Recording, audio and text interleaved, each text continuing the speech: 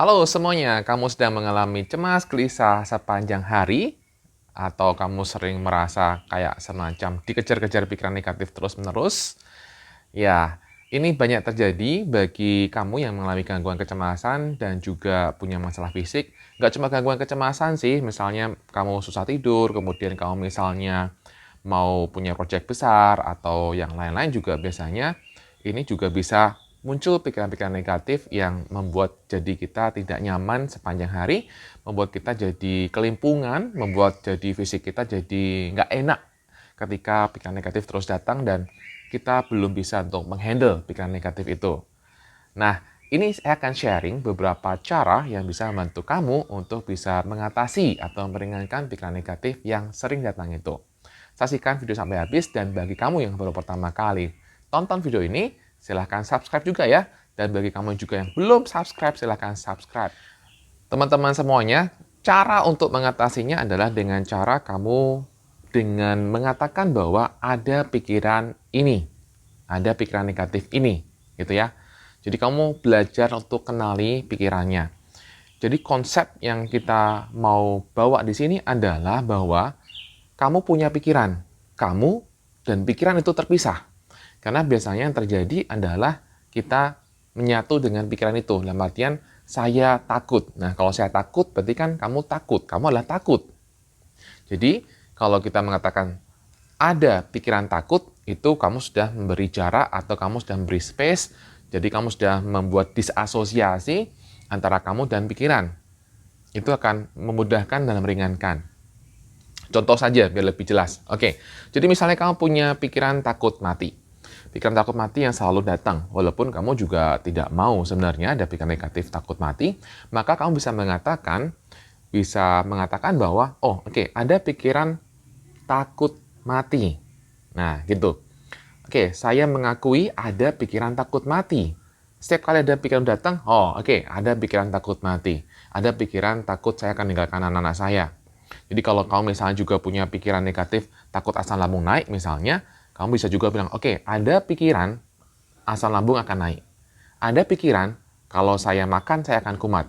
Jadi ketika kamu mengeksekusi sesuatu atau misalnya ketika kamu makan dan kamu takut kumat, kamu jangan batin. Aduh, takut kumat nih. Misalnya kan batin. Nah, izinkan untuk kamu mulai mengganti itu. Ups, oke, ada pikiran takut kumat kalau makan. Nah, itu akan membantu meringankan dirimu. Ya, tentunya ini akan perlu latihan. Kenapa perlu latihan? Karena biasanya itu otomatis muncul. Pikiran-pikiran negatif itu biasanya otomatis muncul. Nah, kamu perlu latihan menyadari ada pikiran negatif. Oke, garis bawahi. Latihan menyadari ada pikiran negatif. Nah, sehingga kamu bisa mengatakan bahwa, oh oke, ada pikiran ini seperti ini, ada pikiran seperti itu. Ya, atau misalnya ketika kamu merasa ada, waduh, gue bisa sembuh nggak ya dengan dari gangguan cemas dari asam lambungku yang selalu ada. Nah, berarti, oke, ada apa? Ada pikiran ragu-ragu misalnya. Nah, itu kamu bisa katakan. Oke, itu langkah pertama. Nah, untuk teman-teman yang mengalami asam lambung atau kecemasan, biasanya yang membuat pikiran negatif itu kan adalah rasa sensasi tubuh yang tidak nyaman kan.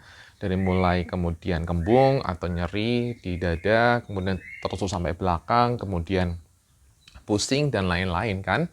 Yang sebenarnya teman-teman juga udah mungkin udah tahu bahwa dokter mengatakan itu nggak apa-apa. Cuma kitanya masih mikir negatif terus, muter. Nah, jadi ketika ada sensasi fisik seperti itu dan kemudian pikiran negatif itu muncul, sama teman-teman juga katakan, oke, ada pikiran bahwa negatif bahwa saya akan begini karena ada sensasi ini. Oke. Nah, itu dikasih nama dulu. Ada misalnya kalau misalnya nyeri di dada gitu ya, ada pikiran mau mati karena ada nyeri di dada. Nah, gitu ya. Itu biar lebih jelas dipraktekannya.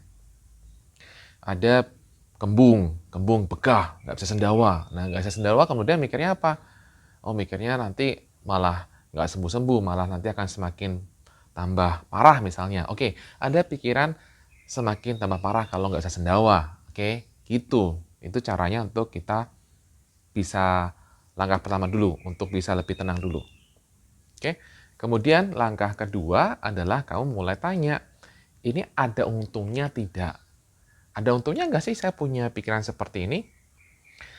Nah, begitu kamu bilang, ada untungnya nggak ya? Nggak ada sih. Ya udah, lepasin dengan cara apa? Udah, terserah lah. Ngomongnya terserah. Ini hanya pikiran, gitu. Ini hanya pikiran, udahlah biarin. Gitu. Ini hanya pikiran, gitu. Jadi, kenapa saya bilang ini hanya pikiran? Supaya kamu nggak takut dengan pikiran. Oke? Jadi kita masih punya kuasa atas pikiran. Pikiran itu akan terus datang, pergi. Ya, kita yang bisa kita lakukan adalah kita mau memilih pikiran yang mana, gitu loh. Jadi supaya kita tidak terhanyut dengan pikiran negatif tadi, yang seringkali membuat kita jadi nggak nyaman terus, ya udah, kamunya punya kuasa memilih. Nah, kuasa memilih ini kita wujudkan dengan cara, udah, biarin, ini permainan, ini hanya pikiran, gitu, ya.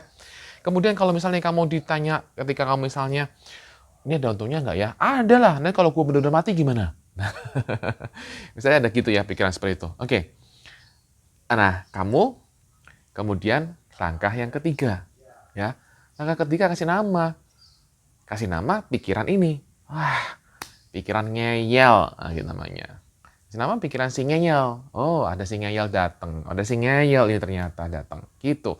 Jadi kamu pasti pikiran-pikiran yang ketika pakai langkah kedua tadi, kemudian masih ada untungnya nggak? Kalau misalnya kamu langsung bisa nggak ada, bisa hanya pikiran, kamu bisa lepas, selesai. Sampai langkah 2 aja.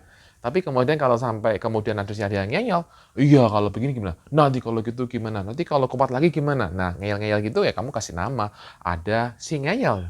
Gitu, ya. Nah, begitu kamu tahu, oh ada si ngeyel gitu kan, ya kamu tinggal, oke, aku ada lagi bersama dengan si ngeyel. Udah selesai. Si ngeyel. Udah. Jadi kamu benar-benar lebih sekarang benar-benar disasosiasi, memisahkan diri kamu dengan dia. Jadi lebih jelas lagi kan, kalau dia kan ada pikiran ini. Nah, sekarang kamu lebih kasih nama kan, oh si ngeyel. Nah, jadi kemudian kamu bisa membedakan diri kamu dengan ngeyel itu terpisah gitu. Nah, begitu kamu bisa begini, kamu akan, oke, itu akan jauh lebih ringan ke depannya. Nah, ini yang perlu kamu latih karena biasanya ketika kamu latih, kamu masih akan terjerembab pada hal yang sama. Masih akan pada lubang yang sama ketika kamu belum terlalu kuat. Dalam artian gini, kamu belum terlalu kuat untuk mengatur pikiran, belum terlalu kuat untuk mengatur perasaan, kamu masih sering terbawa oleh pikiran kamu, maka ini perlu latihan. Dan tentunya ketika kamu melatih ini semuanya dan terus dilatih, kamu lebih kuat, kamu akan merasakan tubuh kamu lebih fit, kamu lebih fresh, lambung kamu juga lebih nyaman, ya kan? Kemudian kamu juga bisa mudah tidur dan banyaklah yang lain-lain yang bisa terjadi, yang positif yang akan terjadi dalam kehidupan kamu. Jadi solusinya adalah praktek dan praktek. Nah, bagi kamu yang masih mengalami gangguan cemas dan juga pengen lebih baik lagi, kamu juga bisa menggunakan program Bye-Bye Cemas Online Training. Di mana program Bye-Bye Cemas Online Training ini banyak video, kemudian banyak audio terapi, banyak teknik terapi, dan artikel-artikel yang tentunya akan bermanfaat bagi kamu semuanya yang lebih lengkap lah dibandingkan dengan apa yang saya share di YouTube. Ini beda ya dengan buku Bye-Bye Cemas ya. Kamu yang tinggal di luar daerah atau kamu tinggal di luar negeri sana, di Malaysia, Singapura, dan lain-lain, ya kamu bisa gunakan Bye-Bye Cemas Online Training. Ya, ini akan membantu kamu lebih baik lagi. Dan yang perlu kamu pegang baik-baik teman-teman, peganglah, izinkan untuk belajar memegang kata-kata dokter bahwa kamu tuh baik-baik saja. Hal lain yang mau saya katakan adalah kamu perlu untuk belajar menikmati proses yang sedang terjadi. Mungkin kamu sekarang lagi di fase masuk ke jurang, ya. Kamu merasa nggak bisa apa-apa. Kamu sekarang mau lagi naik ke atas gitu kan. Dan ketika kamu naik ke atas, kamu jatuh lagi, ya itu wajar ya. Kemudian kamu coba naik ke atas, jatuh lagi, kemudian mungkin kamu bisa menemukan tools misalnya. Di situ, oh ada Bye-Bye Cemas Online Training, oh ada apa lagi. Dan kemudian kamu, oh pakai itu kamu bisa naik lagi ke atas. Dan akhirnya kamu keluar dari jurang. Nah, itu semuanya proses teman-teman. Itu semuanya proses yang semua orang juga akan alami, jadi kamu tidak perlu mensugesti, mengatakan bahwa saya susah mengendalikan pikiran saya susah untuk bisa percaya, ya kamu nggak usah ngomong terus, saya susah ngapain. Mendingan kamu bilangnya saya mudah untuk move on, saya mudah untuk lebih semangat, saya mudah untuk apa yang kamu inginkan aja gitu.